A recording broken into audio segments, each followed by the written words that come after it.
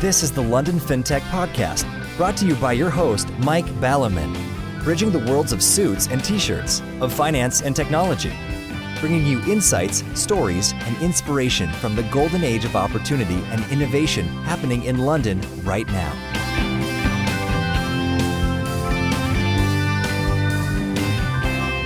Hi, this is Mike Ballerman, and this is London Fintech Podcast, episode 53, and I'm delighted to welcome Cormac Leech, co-founder and director of Liberum Alternative Finance, focused on developing fintech companies, particularly around P2P.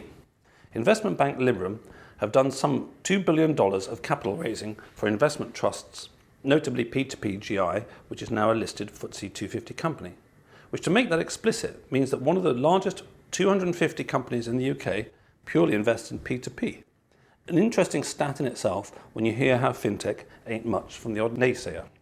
Cormac is perhaps London's best known and deepest thinker on alternative finance. In LFP053, Peter Renton and I discussed the highlights of Lendit 2015, Europe's largest P2P conference. We both picked out Cormac's coruscating presentation, a little like the scene in Apocalypse Now where they're on LSD under the bridge while the battle is going on. More prosaically, it fitted a 3-hour presentation into about 20 minutes, included everything about P2P, including advice to the Bank of England as to how they should in future use it to control the money supply.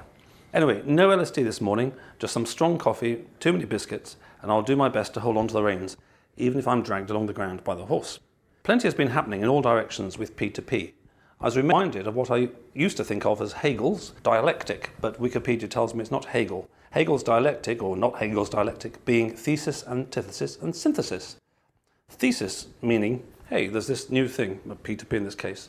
Antithesis, which is perhaps where we are at the moment, is going, no, that's not so good after all. And we're a bit short of the synthesis stage, which is on the one hand and on the other hand, and it's a new balance. So maybe we can get to some synthesis from Cormac.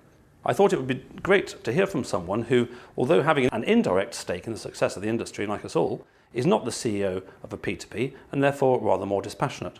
Talking of Lendit and not being stooges of the industry, both Cormac and I moderated risk panels last year for Lendit US and Lendit Europe respectively. Cormac's moderating included not letting RateSetter off the hook with hand-waving about what risk is. Mine included asking leading players to quantify the risk that investors are taking and getting something like a 98% vote from the audience that the P2Ps had failed completely in their replies to quantifying risk. Plenty to talk about, so let's get on with the show. Hi Cormac, thanks for joining me today. Hi Mike, good to be on the show. So I'm co-founder and director of Liberum Alternative Finance, focused on developing fintech companies, particularly around peer-to-peer and marketplace lending. Excellent. We were talking, as I always do, to people beforehand, saying it's actually quite nice to find a human being leading, but then you said you're not really a human being because all you ever do is fintech.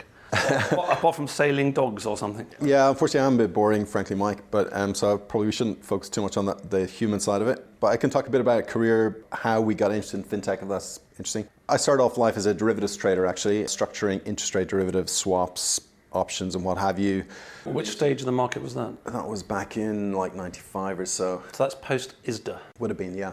And for those people who don't know what ISDA is, ISDA is the International Swap Dealers Association.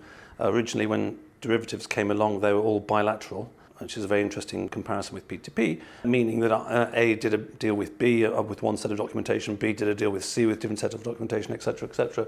ISDA then came along and did this master agreement, which meant that the market had changed. And we're now in the stage where we've got sort of central counterparties. It's a concept we may come on to later. So maybe there's some parallel we can pick up later on that one. Yeah, interesting. So I was doing derivatives, then moved into McKinsey, was doing strategy consulting mainly for financial institutions, then had the opportunity to become a banks analyst of all things.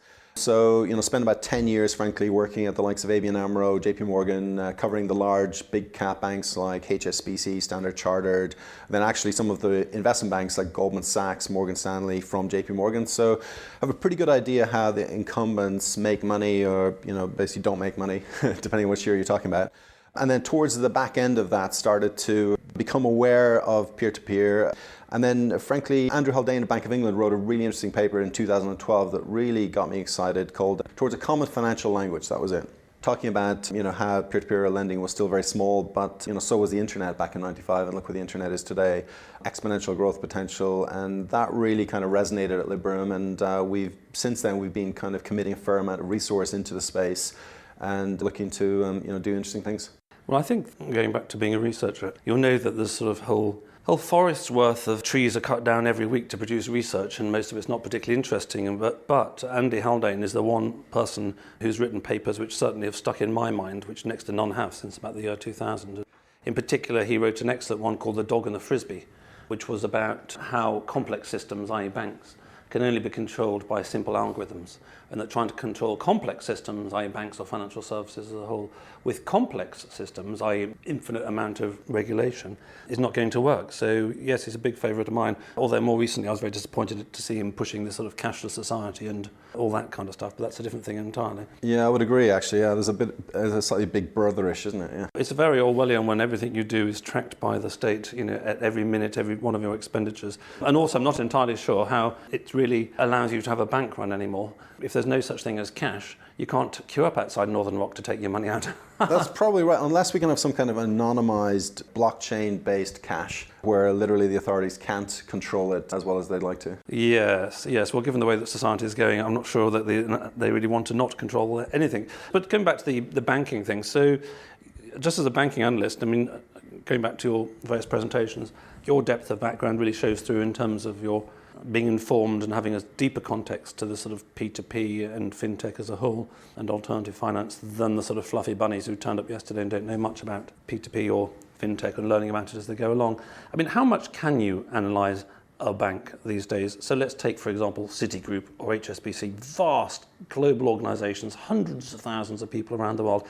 How on earth can anybody, whether the researcher or the CEO, know very much at all about that? That's a very fair point. I mean, they've got a huge balance sheet, which is, even with increased disclosure recently, still very much opaque.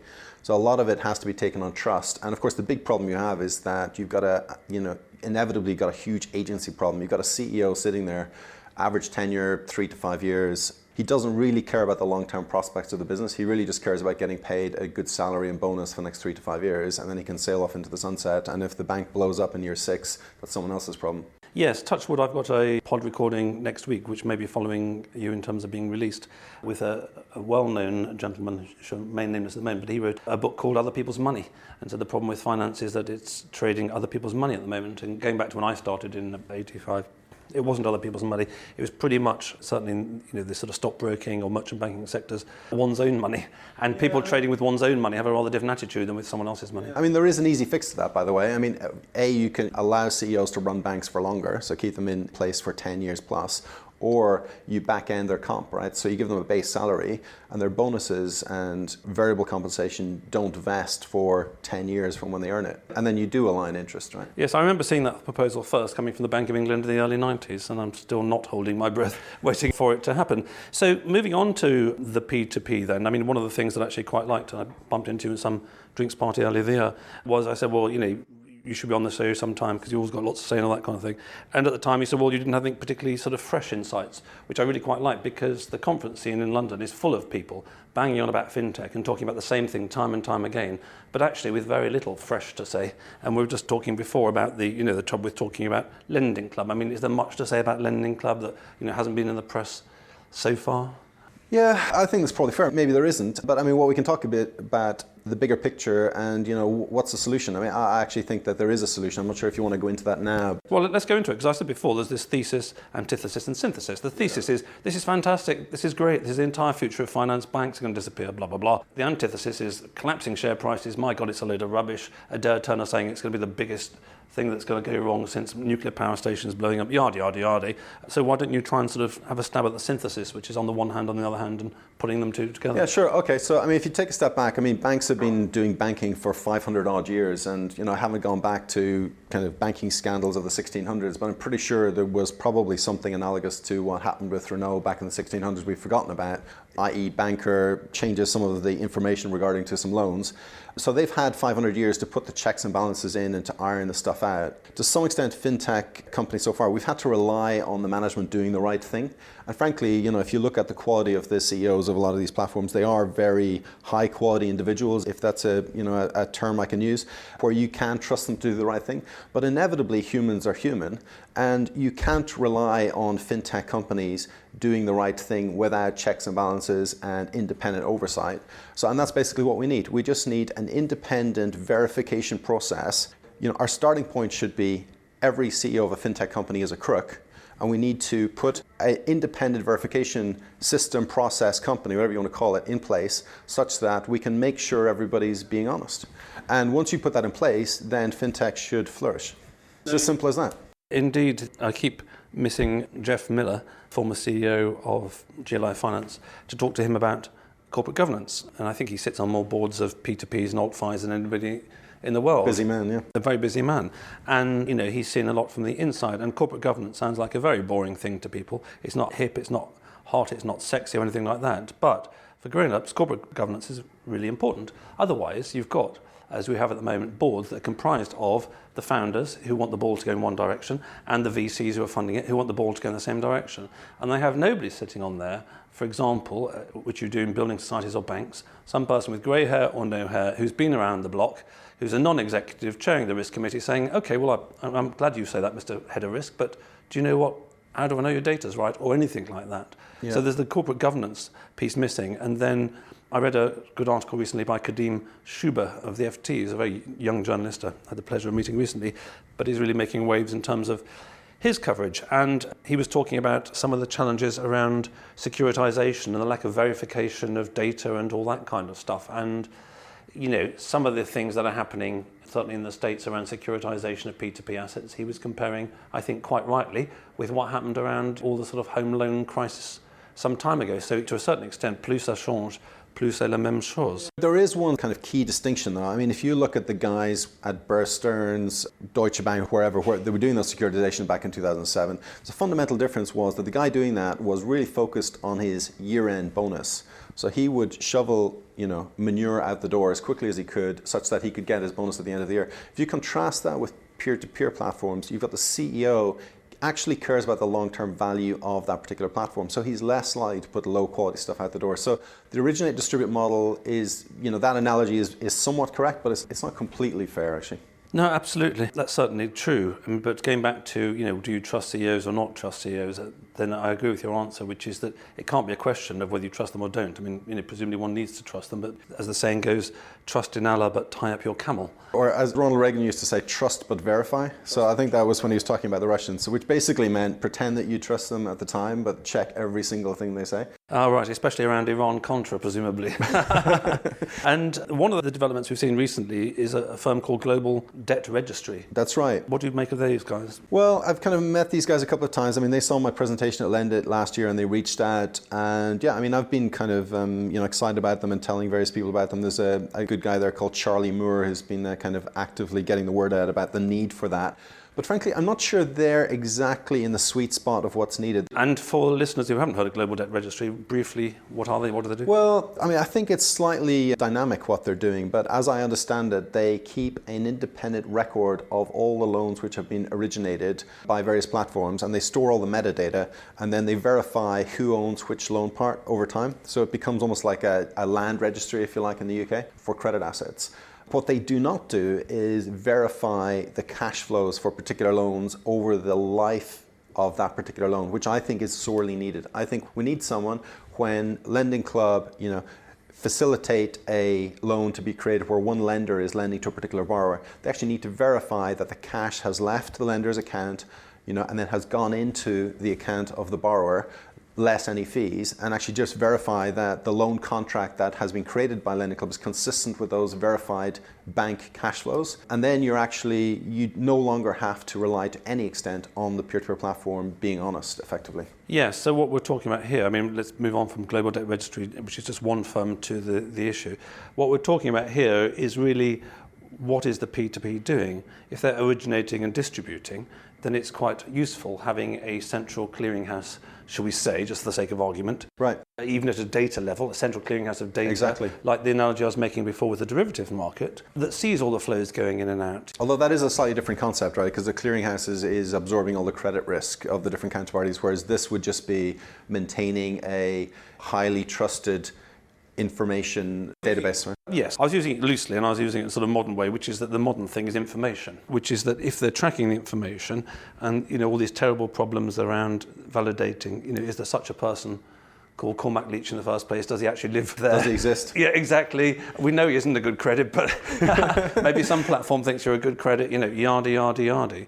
And it'll be interesting to see whether the platforms themselves would like that kind of thing, or whether they would resist it. What's interesting, Giles Andrews, the co-founder and currently chairman of Zopa, said he would actively support it. He actually thinks that it would be a step in the right direction. And I think it would be tremendously positive, counterintuitively perhaps, for the platforms if they embraced this idea, because I think it would make the sector hugely more investable. It would just take the whole fraud question off the table. You would silence all those people running around saying, oh, look what happened at Lending Club, isn't this sector, no longer viable? You just take that issue off the table. So in this model then, the platforms source lenders, they find people who want to give money and get a return.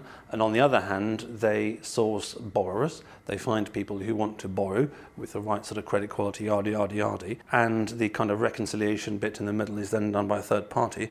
And I can see that's quite strong. I mean, going back to the data and mentioning Kadim, he wrote some interesting pieces on RateSetter earlier in the year about the fact that, okay, look, the portfolio's out there, but actually if you go through it in detail, there's errors in the data. Well, I mean, anything created by humans has flaws in it, right? Especially humans. Humans are created by humans and they're definitely flawed. Humans get a lot of good stuff done too, though. But I mean, it's kind of, is it like the noise? There's noise in any signal, right? So it's a question of just filtering out the noise. But to be clear, I mean, this kind of parallel data verification sounds cumbersome, but actually in today's high-tech world, you could actually automate this and make it super efficient so that it wouldn't really be a drag at all, and it wouldn't really push up the operating expenses of the whole system. I agree, and I was talking off the record to the FCA recently around this whole problem of know your client and all this kind of stuff, where I think it's just fundamentally outrageously wrong that the state has put a responsibility on directors of firms to do KYC with 100.00%, because in the real world nothing gets done that, And you're doing the KYC, you may have a very good process. Oh, but you know what? 10 years later, you then happen to lend to somebody who, under a new definition, is a terrorist. They'll lock you up and throw away the key. And what I was saying to them on similar lines, which is that, okay, it's okay if the state wants to do that and question its definition in some cases, but the state can then, actually, for the sake of argument, provide an API, which is I send Cormac Leech, Liberum Capital, blah, blah, blah, and it pings me back your, national insurance number or something. It said, yes, this is a genuine person, and he's okay as far as we're concerned. Right. And don't tell me that GCHQ and a whole bunch of other folks couldn't do that. And then again, you're taking the identity thing back away from individuals who can't do it properly. Yeah, I guess the downside of that is that it back to your Orwell comment, yes. It does become a bit Big Brother-esque, doesn't it? Well, it is Big Brother-esque at the moment, in that there's this Thomson Reuters database, whose name has temporarily escaped me, and that all the banks are using and now the state is using, which is miscategorizing a whole bunch of actually very respectable folks, one of whom was a donor to the Tory party, as terrorists and a whole bunch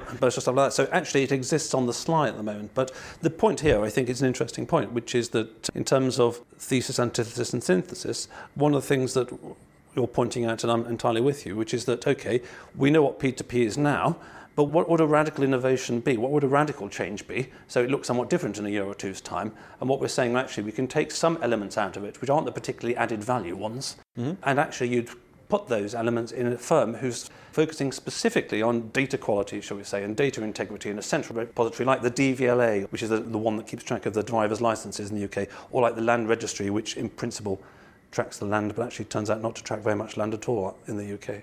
Okay, so that's one way of slicing it to the moment. And then just in terms of some of the noise in the sector, I mean, people with books to sell, like Adair Turner, who was the ex-chairman of the FSA, came out recently and said, oh, it's all been a disaster and all that kind of stuff.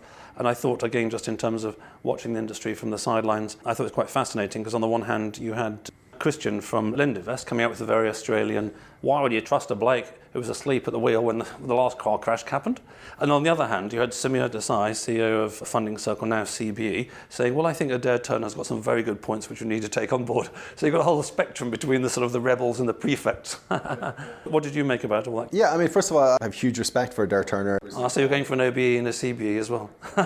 Frankly, anybody that kind of gets funded by George Soros to do macroeconomics, I'm going to give him the benefit of the doubt, at least temporarily. He's written a brilliant book called Between Debt and the Devil. I think he's actually a very creative thinker. When I spoke to the FT journalists that were speaking to him about his comments about peer-to-peer, apparently it was actually an offhand comment made at the end of an interview on a completely different topic. That's the context I hadn't heard. Yeah, interestingly, he has signed up to be a keynote speaker at Lendit this year. So it'll be interesting to see if he's actually going to tell us, at that conference that we're all a bunch of jokers and the whole thing's going to end in tears. I suspect he's going to be slightly more sanguine. His basic idea was, actually peer-to-peer credit quality is not very good. I mean, I think the evidence doesn't quite bear that out for the leading platforms. If you look at how they actually do it, I think, if you look at Zopa, for example, the credit quality has consistently been much better than the leading banks in the UK. If you actually look at the process they follow, for example, before you can borrow from Zopa, they actually ring up the main switchboard where you work and ask to be put through to see, do you actually exist and have a job there? Whereas the banks don't do that. So, they actually, if you look at the processes, they're at least as impressive as what the banks do. The other thing is that if you look at who designed the credit processes, first of all, they were designed very recently using best practices.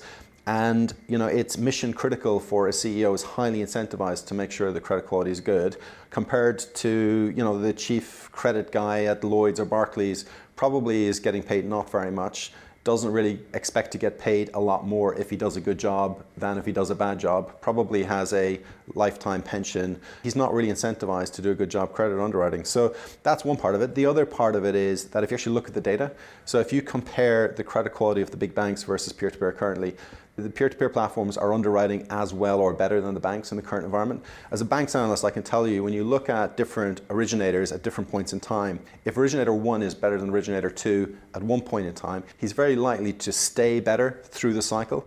And on that basis, I think you can very plausibly argue we can look at 20 years, 30 years of bank data and actually use that to inform how peer-to-peer will behave through the cycle.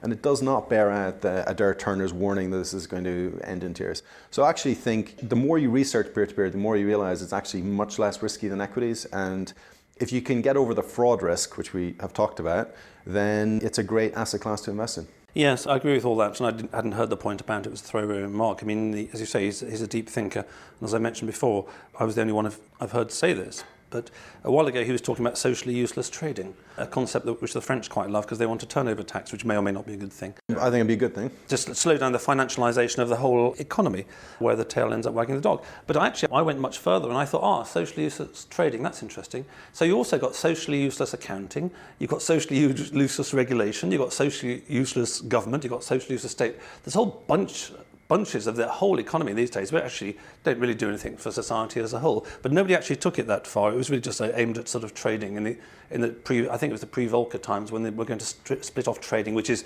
a bad thing from all the other risky sort of stuff. So moving on then, in terms of some of the critiques, Deloitte recently in the UK came out and said, it's all terrible, which at least was interesting that someone says it's all terrible for a change, because normally people say it's all wonderful. But then I think actually maybe it was Jeff I saw tweeting about the fact that's interesting, because obviously Deloitte Europe or UK doesn't speak to Deloitte America, because Deloitte America would come out with a research report saying, it's all wonderful. Yeah. I saw the report and, various people were asking me what I think. And frankly, I didn't have time to read it because it's actually quite a large document. It took me about 3 or 4 days to find the time to actually kind of read the entire thing. Not continuously 4 days, but, over 4 days. You're a very slow reader. But I have to say, it was quite a thorough piece of work. And it did make me think, because they've done something that I'd never seen done before. The thing that we've been banging on about, as fans of peer-to-peer, is that it's fundamentally much more efficient than banking. The interesting thing that Neil Tomlinson, the author of the Deloitte piece, did was he added the funding costs into the comparison. So basically what he's done is he's looking at the total cost to actually make a loan, including the funding cost for a bank versus peer-to-peer lending. And then what he does is he says, well, actually, guess what? Banks have a much lower cost of capital because they have the very cheap deposit base. And that actually makes them, on his analysis, slightly more efficient than peer-to-peer. So he's basically got funding costs for a bank of 200 basis points, funding costs for peer-to-peer of 500 basis points. And, when you add that into the mix, actually banks do look better on his analysis. I mean, there's some other flaws in it, but that's the big kind of new idea Deloitte has introduced. The flaw in that argument, which is kind of baked into a very large document, so it's easy to overlook it, is that the assumption fundamentally is that 500 basis points is fair market value for lending on peer-to-peer. Now, I would argue that the fair price that lenders should be getting on peer-to-peer platforms, lending to prime consumers in the UK, for example, is much closer to 3.5%, which is basically what you could achieve if you securitize the thing and sold it to professional asset-backed traders and guys holding the equity. Therefore, you basically get in a supernormal 150 basis points investing in peer-to-peer, and that's why the sector has grown 150% per annum year on year, because investors are attracted to that above market arbitrage investment opportunity. So that's kind of the flaw in the Deloitte thing. And when you factor that in, the whole Deloitte argument kind of unravels. So a question for you is, do you think at some point in the future we could get the Deloitte chap in here and we could have a kind of a debate, and kind of go through the pros and cons of the structural underpinnings of peer-to-peer versus banking? Well, taking a step back from that question, I think that it's a bit like the Adair Turner.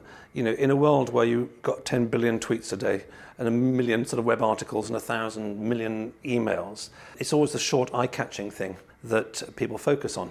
But actually, if you look behind that, as you say, there's quite a lot of work in there, and then there's the model in the middle. And actually, I'd come across exactly the same chart, and I'll give you my response to that in a minute. It's like the Adair Turner, it says lots of good things and lots of, well, I'm not so sure about that, and things we might disagree with. The problem is people listen to Deloitte, and then, if you come out with a 50-page document... Yes, well, it's interesting. Well, I mean, the thing that pissed me off as a taxpayer was that Ernst & Young was paid by the government an absolute fortune on fintech as a whole to decide that the government was wonderful, the Treasury was wonderful, and that the UK is the best place in the world. On the previous one with John Volomir from R5FX, we were talking about some very interesting innovations that the Indian Stock Exchange is doing, for example. And this kind of, I think it's a somewhat sort of racist, old-fashioned imperialist thing that sort of Britain is the best. Well, we've got some good ideas, but we're absolutely not the best. There's lots of clever people around the world. But just specifically on this model that they were coming up with, you're a researcher, so you're more sympathetic with models. I sort of more of a pragmatist coming back from sort of fund management and being a risk person in the background, which is that all models are wrong, but some are useful. And I think that the basic idea is correct. The basic idea, which is that a bank can leverage itself,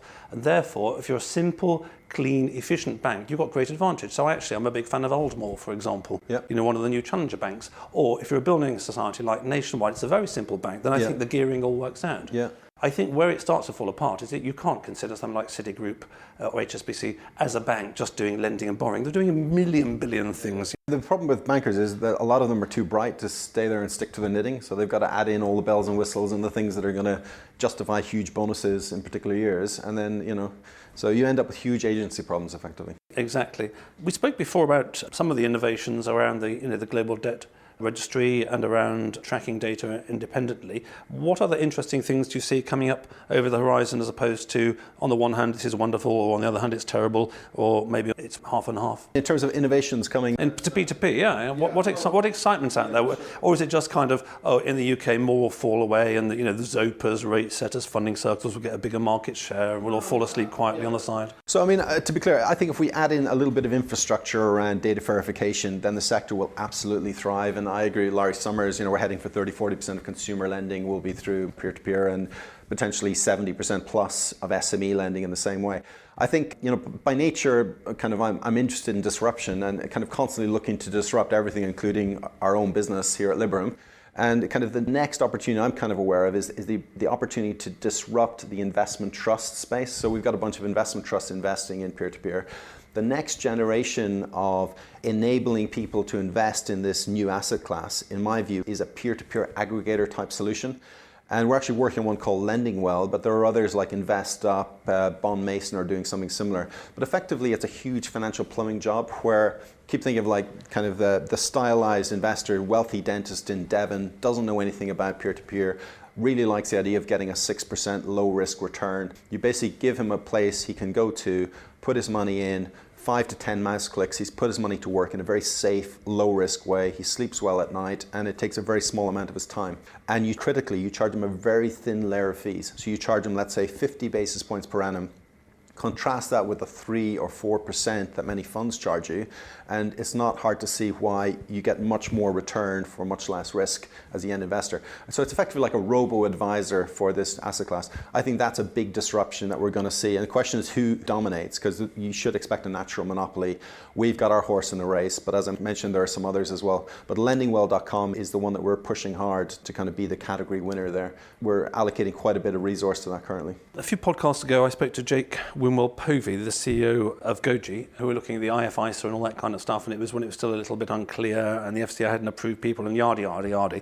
I've slightly lost track of the story. So where are we at the moment on the IFISA and being able to diversify the funds there? Because that's a good way for the general retail public to start getting involved. And I can see that aggregators are a good solution to that. I mean, even for quotes someone like me, unquotes, I don't really have the time to mess around. I'd much rather go and do a few clicks, done, move on, job done.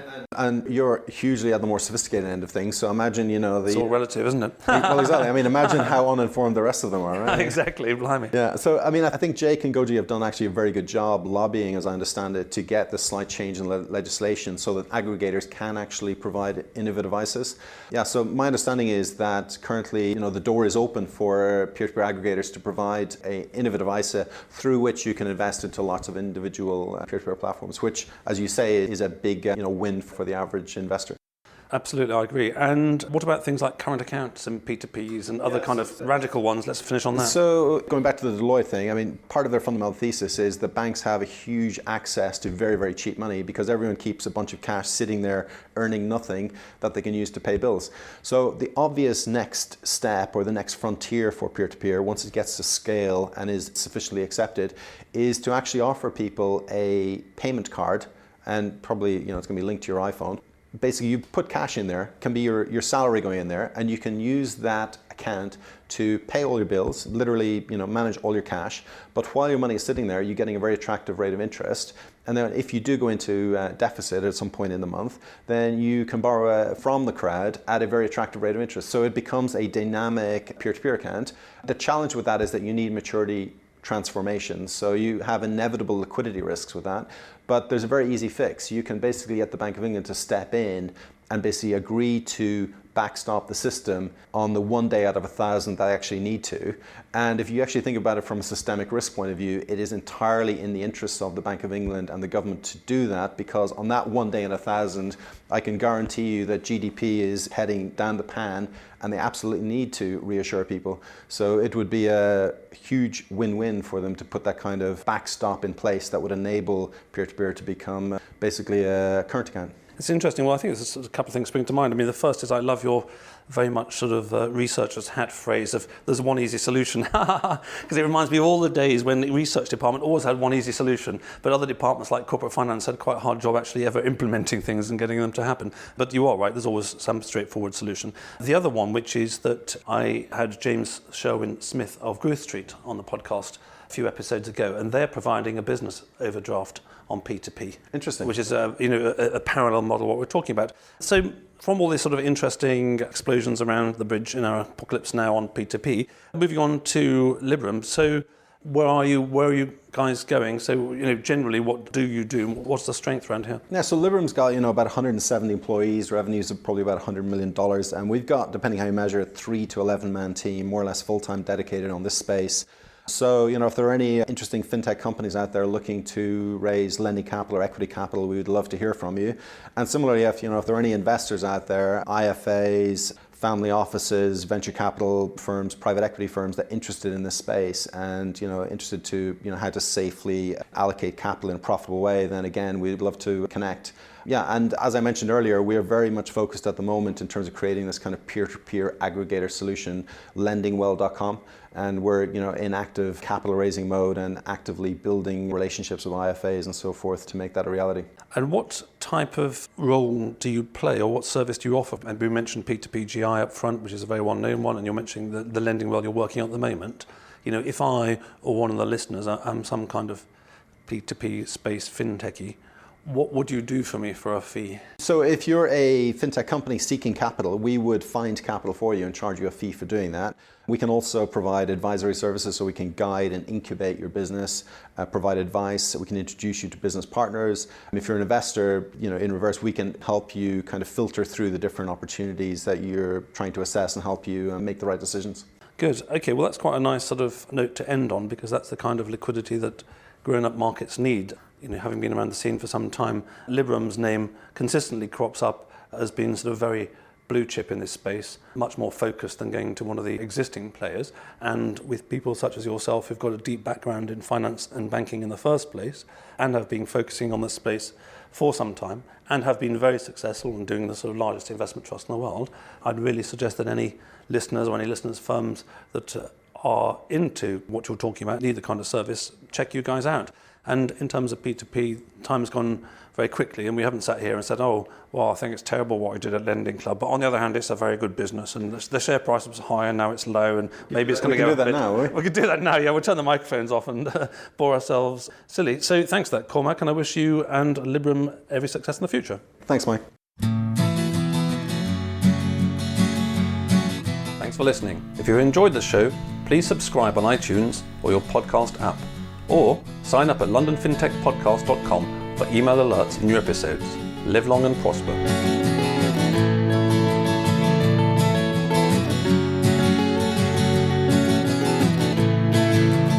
We could sit in a bender all day, watching the firelight dance, watching the firelight dance. We could walk in the mountains before dawn, watching a happy moon ride, watching a happy moon ride.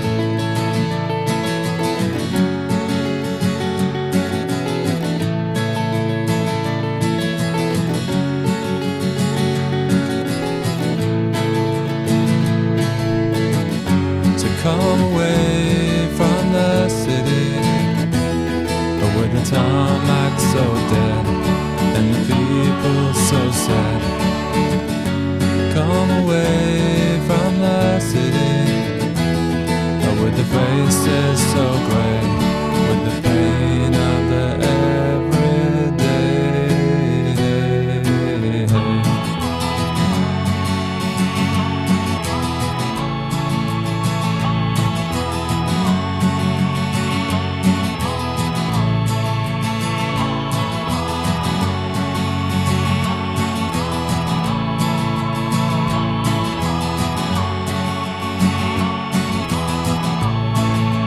We are wild like the mountains and the trees.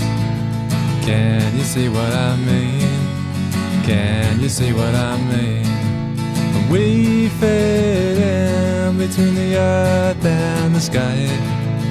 Kiss the city goodbye, wave the city goodbye, wave the city goodbye. The city goodbye. Watch the firelight dance with me. Watch the firelight dance with me. Watch the firelight dance with me. Watch the firelight dance with me. Watch the firelight dance with me. Watch the firelight dance with me. Watch the firelight dance with me. Watch the firelight dance.